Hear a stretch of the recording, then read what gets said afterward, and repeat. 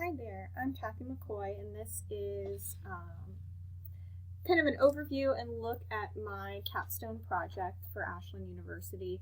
Um, a little bit of information about me is I was a special ed preschool teacher for the past 4 years, and then just this year switched over into a new role as a special education coordinator, which has really opened my eyes to a completely different facet of education and also has kind of allowed me to get my feet wet in administration. And so when I was trying to decide what was really important for me to kind of dig deeper into for this inquiry project, I wanted it to be something that incorporated a variety of stakeholders. So it wasn't something just between myself and students, because that's not really applicable to the position I fill right now. And so I wanted it to really be heavily focused on parents.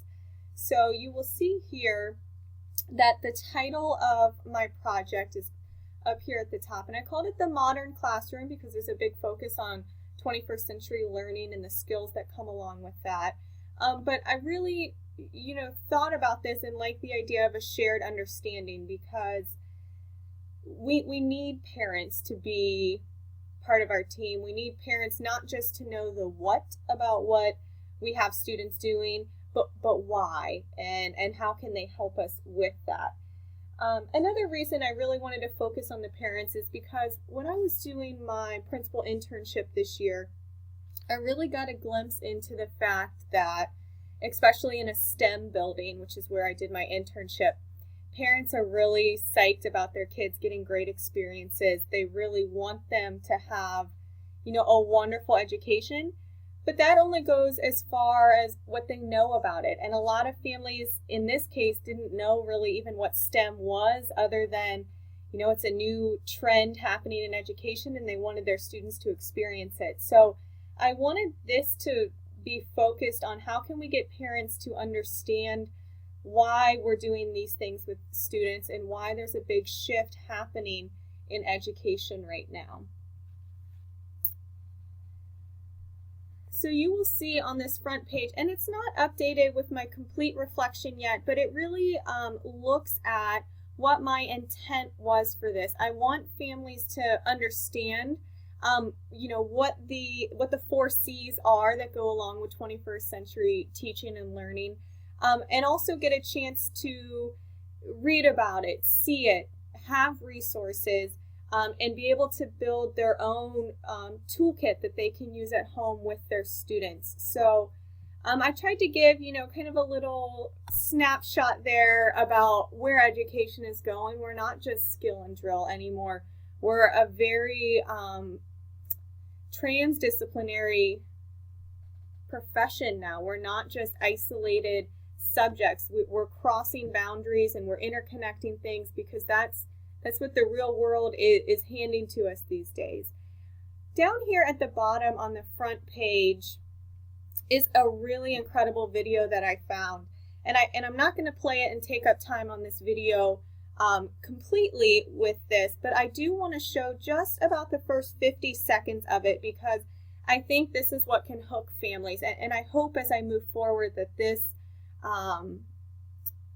web page can actually become an active link for families. It's not currently through where I work, but I think it's something that can be built upon. I think it's something that can be refined, and I think it's something that can really benefit a lot of families that are trying to figure out ways that they can become more involved in their students' learning. So just going to play the first few seconds or so of this video, because I think it is a nice overview for families as to where classrooms are going today.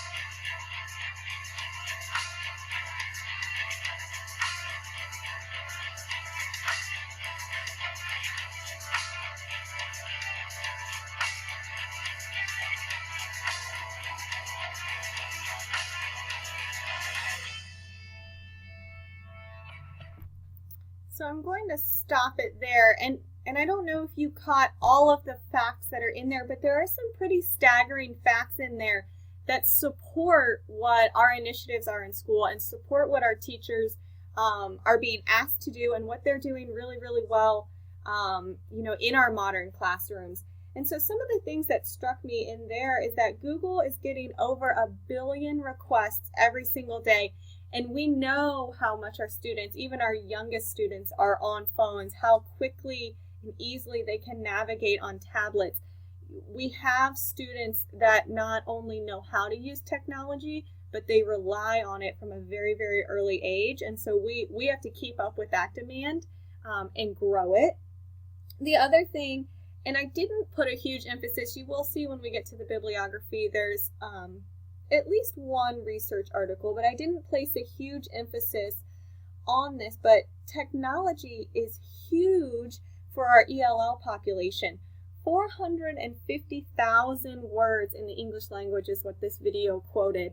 That is a tremendous amount of vocabulary. It's a tremendous amount of literacy that we expect of our students, especially those that are not native to the language. And so using technology can be a huge benefit to enhance and teach some of the writing skills that we're asking our students to do.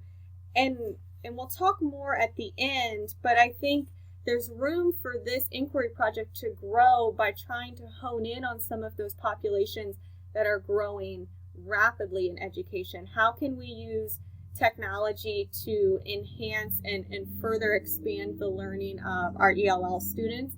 And how can we do the same for special ed students? In all different diversities of students, I think technology is going to continuously play a key role in what we're doing in the classroom. So we're going to move on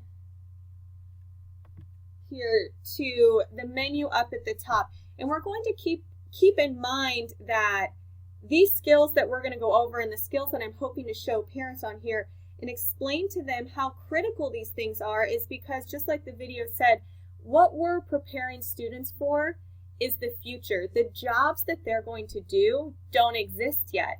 And so if new things are to come, we can't continue to do things that we've done in the past. And so as we go up here to the menu, I actually want to start a little bit backwards and look at the bibliography, because this was really the framework that I used to even build this site from.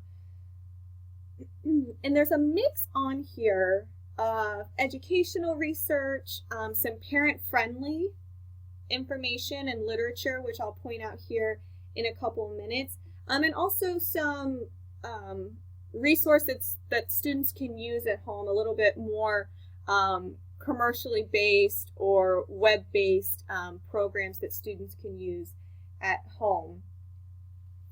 So I want to start here actually with this very first research article that I looked at, and I'm going to have it pop up here for us to look at.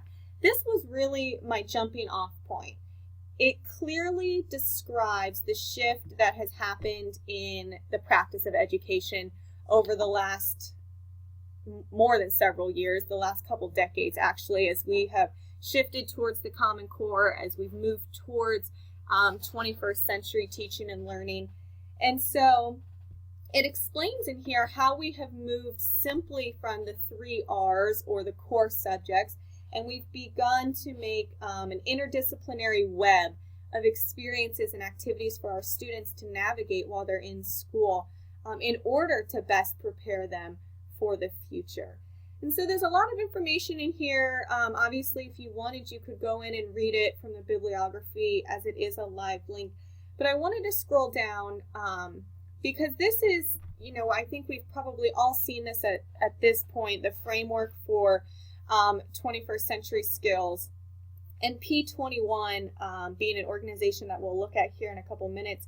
But this is critical not only to me developing this project, but for educators and administrators to be aware of and families to be aware of.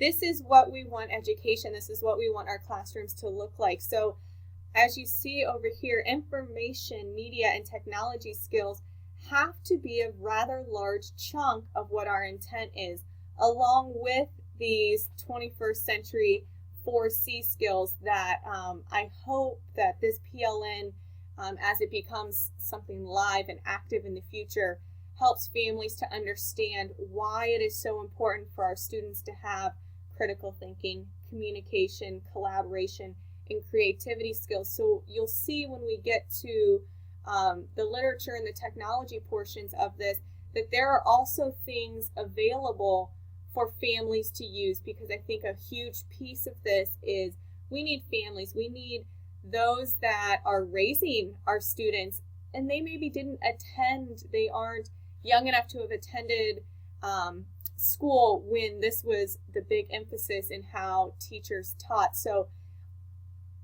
critical thinking, communication, collaboration, creativity are things that we want our parents to be able to do too. So I'm going to provide them some resources that educate them, that give them tools to build their own personal skills, because then I think that empowers them to turn around and do the same for the students. So this research article was really a big starting point for me, and kind of got my gears going on what exactly I even wanted this whole project to look like. So I'm going to close out of that, and we'll go back here. And this may seem very basic, but I thought that it was critical to include on this project the technology standards.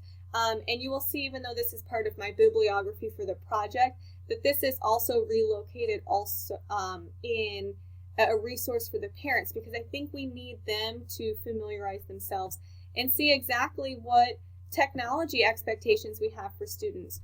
Although technology is not necessarily the intention of a lot of the resources I put out here, it's more about the curricular aspect, it's about the content, it's about the skills. Technology is the platform, it's the vehicle that we're using, and so there are certainly skills that we want students to become proficient in, and this gives families an opportunity to look at that, and hopefully our really well-versed families are able to use these on their own and kind of create opportunities and experiences for their students at home without us providing a direct activity or program or app for them to use.